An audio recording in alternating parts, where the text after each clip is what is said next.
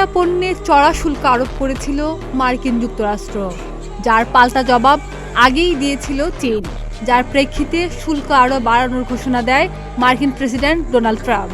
এবার এরও জবাব দিল চীন। মার্কিন পণ্য আমদানিতে নতুন করে আরও 125% শুল্ক আরোপের ঘোষণা দিয়েছে দেশটি। চীনের অর্থমন্ত্রী আজ শুক্রবার নতুন করে যুক্তরাষ্ট্রের আমদানি পণ্যের উপর শুল্ক আরোপের ঘোষণা দিয়েছেন।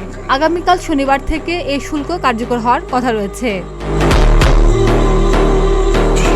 ডোনাল্ড ট্রাম্প প্রশাসন আগ্রাসী শুল্ক নীতি ঘোষণার পর থেকে চীনের সঙ্গে যুক্তরাষ্ট্রের বাণিজ্য যুদ্ধ চলছে। উভয় পক্ষের পাল্টাপাল্টি শুল্ক আরোপের ফলে পরিস্থিতি ক্রমাগত উত্তপ্ত হয়ে উঠেছে।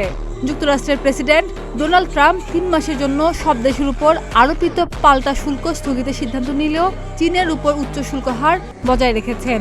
গত বৃহস্পতিবার থেকে যুক্তরাষ্ট্রে আমদানি করা প্রায় সব চীনা পণ্যের উপর 145% শুল্ক কার্যকর করেছে ট্রাম্প প্রশাসন। এদিকে চীন মার্কিন পণ্যের শুল্ক বাড়িয়ে 125% করেছে। এখন দেখার অপেক্ষা কিভাবে এর প্রতিক্রিয়া দেখান ডোনাল্ড ট্রাম্প প্রশাসন।